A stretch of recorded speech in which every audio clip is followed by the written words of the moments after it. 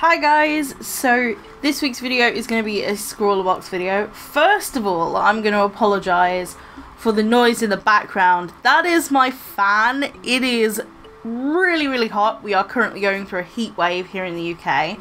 Secondly, I want to apologise for not having this be a first time unboxing, and the reason why is because my camera didn't record the first time and I was so sad about it. But let's actually show you what I got. So first of all, these I forgot to put back in the box before I started recording this video, but I actually got these 180 GSM paper. Here is the artwork. The artist is Benjamin Davis. And the artwork is it's good. It's good, but it's not my style. Let's just say that. I've already eaten the sweet that came out of it. It was a spearmint chew. That's what it was. I prefer peppermint, but I don't mind spearmint. It's just a bit sweeter. So I actually got chameleon markers. These were the things that I got in the box. Obviously there's a sticker, like a SCRAWLRBOX sticker. I will be sticking that on my sketchbook. So you can see that I've got lots of chameleon markers. So we have the original chameleon markers, the colour tone pens, and I heard about these like a long time ago and I was always wondering about them. I had no idea that I'd be getting them in the SCRAWLRBOX. I was kind of hoping I would, so I wouldn't have to like buy them outright, because they're really expensive, because they're alcohol based pens that you can blend. But let's actually take a look at this. So apparently these are an exclusive. So it's these ones that are the exclusive. They're a new way of like blending. These are colour tops. Fresh from another successful Kickstarter campaign, Chameleon have launched a whole new way to blend colour. Colour tops work with the colour tone markers. The pen literally does the blending for you. They work in the same way the mixing chambers do on the markers, but instead add a second colour to your blend. That's really cool. That's interesting. So these are the original markers. Ooh.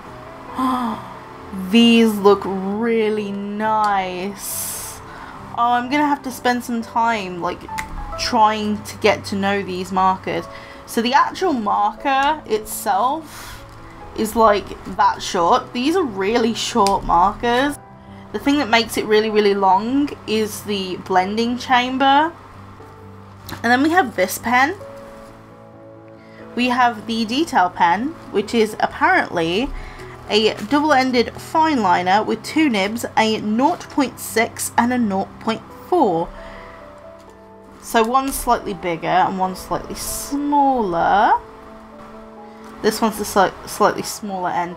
0.4 is the same as a Staedtler Tri Plus fine liner. So I'm excited about that because I do like my Staedtler Tri Plus fine liners. We are exploring one pen blends with Chameleon this month and their new product, Colour Tops. Exclusive to the June box, you are getting these brand new items at the same time as the Kickstarter backers. Test out this exciting new marker blending system and see how many different colour combinations you can create. The theme is Maximum Carnage. First of all, I'm just going to explain just a little bit about the picture. So the picture is based on my OC's backstory, and the OC I decided to draw was Skylar. Now Skylar, she actually survived a plane crash.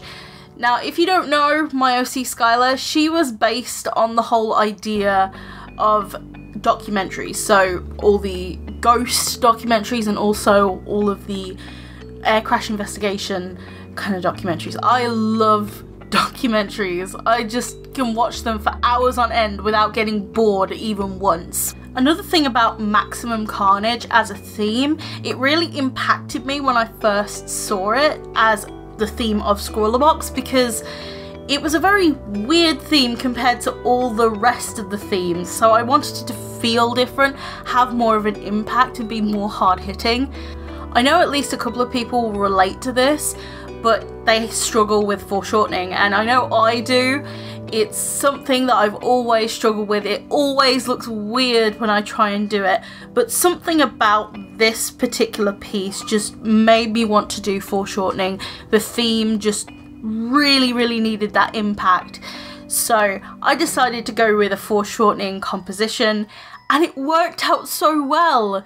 And I loved the detailing pen. The detailing pen just made it so much better, and having the different line weights also added to the source of impact that I wanted for this piece. I wanted to create more of a sense of her being really scared. I wanted to capture emotion, and also it kind of has that feeling like she's trying to reach outside of the page and just beg for somebody to help, and that's exactly what I wanted, that sense of striking fear in this piece.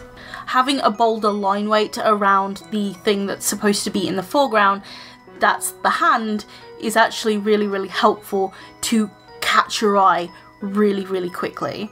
Now I'm going to talk a little bit about the materials. So I've already talked a little bit about the detailing pen. I actually really liked that. I think that was my favourite thing in the entire box. It was very nice. I loved how it was double-ended.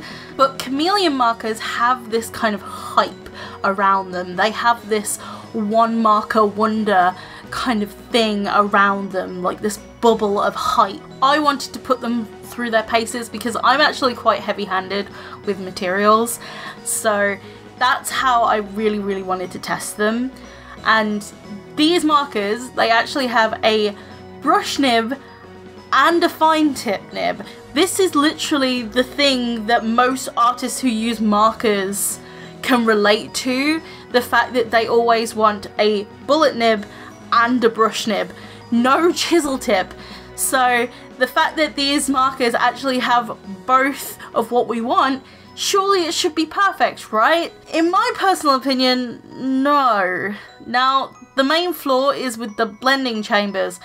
I think chameleon markers are a very great concept in theory, but when it comes to taking the actual practicality test, it doesn't work, because the nibs of the brush nib fray and deform very easily. When I actually do the SCRAWLRBOX challenge, I always do it on live streams, and I asked the chat what I should do about it. Most people said to cut the tip.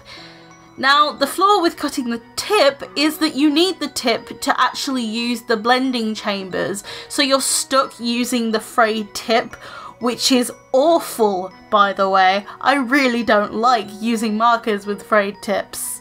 You could say that it was due to my heavy-handedness of using materials, but the fact of the matter is, art materials are meant to be used, and different artists have different sensitivities of how they use an item, and I even used it pretty lightly, even for my standards, and it just frayed instantly. To be honest, I feel like the markers frayed while I was doing the swatches of them before I even started filming this video, which is insane. I've seen quite a few chameleon marker reviews, and most of them are pretty positive, but my personal experience is not a good one. It's definitely different from Copics, and I feel like I couldn't get a smooth blend even once. But when I come down to it, I actually really like the fact that I got these in a SCRAWLRBOX because it allowed me to test them out before even shelling out to get a whole pack of these and finding out I don't like them.